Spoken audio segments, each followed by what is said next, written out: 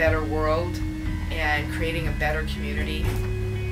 I think that Ross Sierra Park Elementary School is really involved in doing that.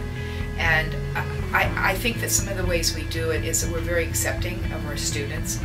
We want them to feel safe and cared for, and we also then want them to make progress so they can go into the world and make it a better place. So we're helping to create students who then, once they leave us, can go out into the community, make it a better place.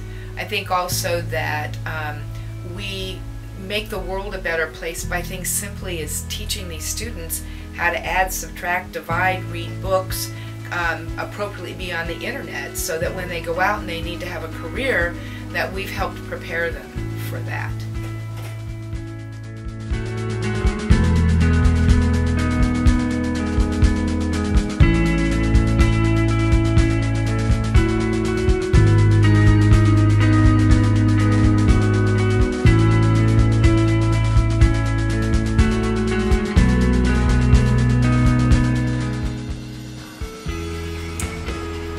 That's basically it. It's doing our best to make sure that those kids get back to as much normalcy as possible, if the God will allow, and helping the families be prepared to take care of those children at home after they leave Healthbridge. We also are trying to give back to the community in another way by having what we call, it's our Head First Helmet Project. And what it is we are going to, at the end of this month, give away 100 helmets to the community, to families who otherwise would not be able to afford helmets for their children who are skateboarding, bicycling, skating, and we're trying to prevent head injuries by donating those helmets to the community.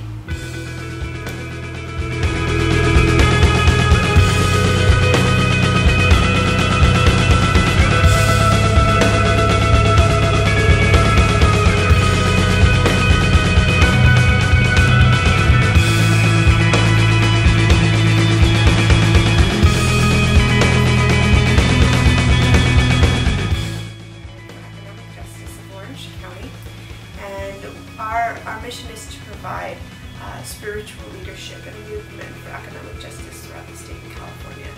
And we work with people of faith of all different traditions throughout the county to bring people together around our shared values about care for the poor and the marginalized. And we work on campaigns that help low-income workers have access to livable wages, affordable health care, to have a voice in the decisions that affect them in their jobs. And we are about removing barriers that people have to obtain access for greater justice and inequality in our society and in our economy. And we really believe that the faith community needs to respond and have a voice and say that the decisions that are being made in our state should reflect the values that we have as people of faith. It should be about how are we creating the kingdom of God here on earth as it is in heaven. What does it mean to prioritize the needs of the most vulnerable?